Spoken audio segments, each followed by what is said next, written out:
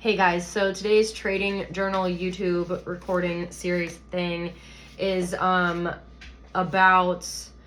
basically it's going to be about manipulation and how to spot it and to really like understand where to enter and when, because the thing is that it happens every day, and you don't want to become part of the manipulation because then you're going to get liquidated. So let's kind of look at this chart. So today we did have CPI pre-market, and as you can see, this massive candle right here, this 830 candle was CPI. So bullish news, which would make sense because, you know, well, I don't know if this really, well, anyway, it was a 4 hour was bullish, 1 hour was bullish, CPI candlestick was bullish, pretty big too, actually, if you can clearly look at it. Okay, so where was I? Okay, so this is where it gets interesting for me. Market opens, it's very choppy price action all morning. I mean, like, there's if anybody took a trade off of this and made like some type of small chunk of money, it's based off of luck. And to be honest, they probably got stopped out because they probably entered a trade and were like, it's working, it's going in my direction, and then they just got wicked out, or like, unless they entered and then exited for a profit, probably a smaller one than they anticipated. Nobody probably made much money today.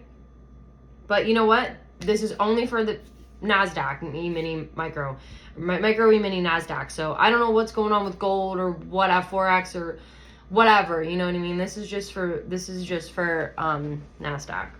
Anyway, so really choppy price action up and down. Now, I finally did actually find a trade after it was all said and done. I usually stop around 11:30. So at 11:30 here, I stopped and I was like, whatever, dude, there's nothing. But I did some further investigation, and I actually started studying right after this trade, just in general, like a broad general study of trading. And I swear to God, the exact thing that happened to me here, that happened today on the markets here, happened to be what I studied, which I mean, wow, incredible, right? So the whole point is talking about how this is clearly sellers coming in here, and then what happens is there's a bunch of people that get like an entry, like a greedy kind of like FOMO entry, and then they get liquidated. And then prices kind of moving back up, and then there's people who are like having like FOMO or like whatever, revenge trading because they got stopped out, and they get stopped out again. Okay, but now you're wondering, like, all this manipulation is happening, and where and when do I know it's safe to enter? Well, that's up to you to figure out, because it is not easy to figure that out. But something that I learned today, and dang, I want to like say who it was because I can't remember. It's like, frick, it's like this guy with a tattoo on his forehead. I cannot remember. I just really started studying his stuff like today, and this is the exact thing that he was talking about. Dang, frick, what is his name? It's 3 letters. Frick, dude, I can't remember.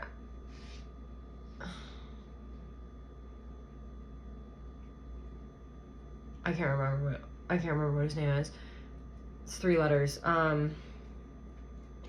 Anyway, I'm gonna remember. I mean, I'm gonna know this trader now. I just learned about him today, so, you know, it takes some time. Anyway, so that's what he was talking about. And one of the main points to his strategy is like, well, I guess I shouldn't say the main point to his strategy because I really only studied him for like 20 minutes today, and I learned this, and I was like, wait, that's exactly what I just experienced, so like I'm gonna go run this back and like look at it. And it did happen, dude. I mean, it did. Like, you can see that all this manipulation started happening, and then right in the very beginning, like right when price, after this CPI candle came out, and then price did a little you know, correction on it and started coming back up, like this is probably likely when you would enter somewhere around here pre-market. So like if you zoomed in on the 1, you'd probably find like a really good entry. I'm sure there was something here.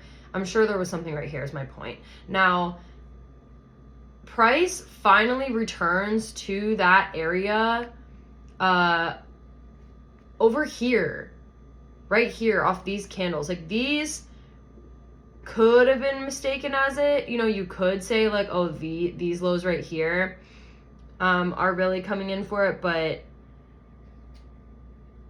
I think there's so manipulation going on here. Like, that's my point. Like, I think like he was right. Like there's the FOMO traders, and then there's the revenge traders, and you have to wait for all those to play out. So like this right here, like this entry, I would have wanted to see more manipulating. And like this is where I wanted to enter so bad today. I wanted to enter this trade here in this area because I was like, there's been enough manipulation.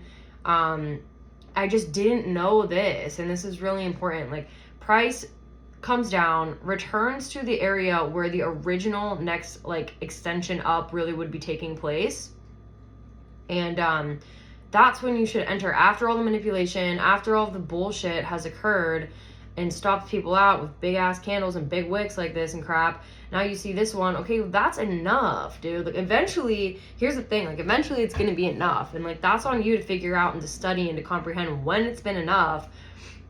So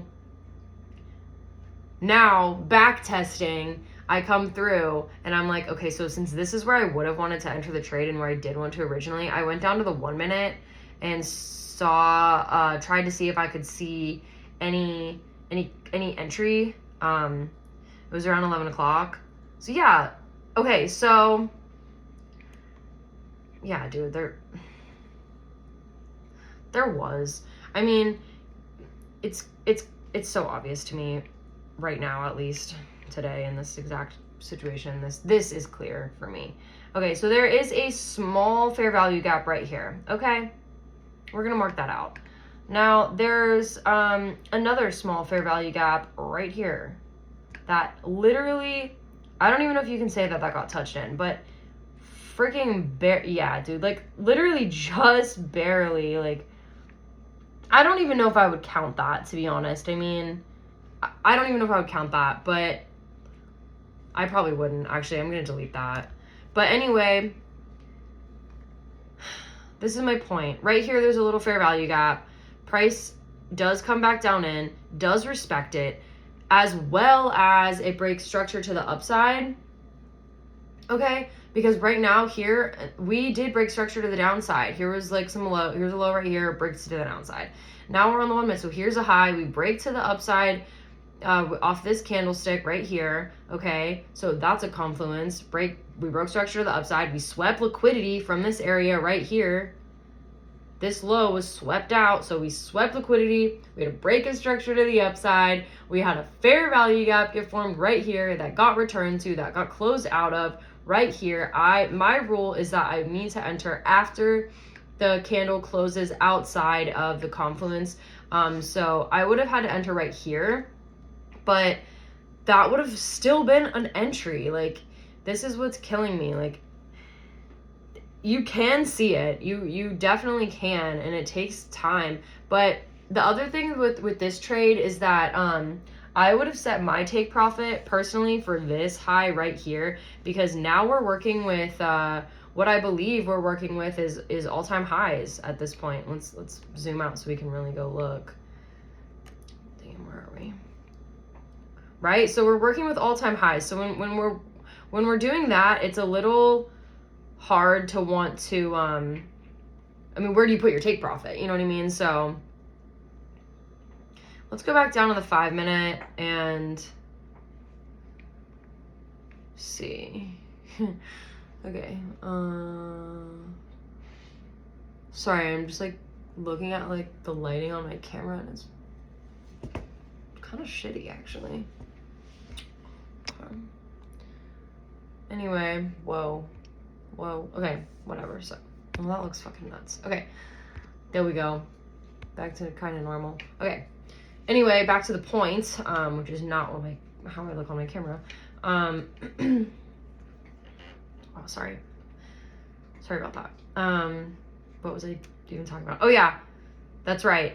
We're working with all-time highs, so I just put my take profit somewhere that I was just like, okay, I'm just gonna put it here, dude, because at this point, like, it's 1 minute confluences. That's not really that powerful, you know. I'm being honest. 1 minute confluences, it's for the birds sometimes.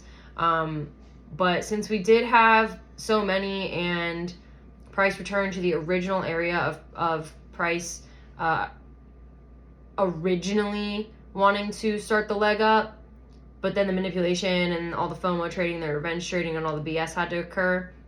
When price returned to that price range, that's like a huge confluence. I mean, to me, that makes sense. That it genuinely makes sense. So I'm glad I learned about that today. Anyway, set my take profit right here for this, just cause it's been so freaking choppy all day. Like, might as well just secure yourself, you know? And look at that. It did go up a little more, but then it just kind of fucked off for the rest of the day, like chopping about, whatever. So that would have been my trade. If I knew what I know now this morning, I would have taken this trade. And that's what's really cool about trading, is you can like really learn about this kind of stuff and like be like, oh wow, like day in and day out I'm studying this, and it only makes sense that eventually you learn something. Anyway, here's the trade. I hope that it was this was a good learning experience for you. For me, it was just recording in my journal and hopefully helping somebody. So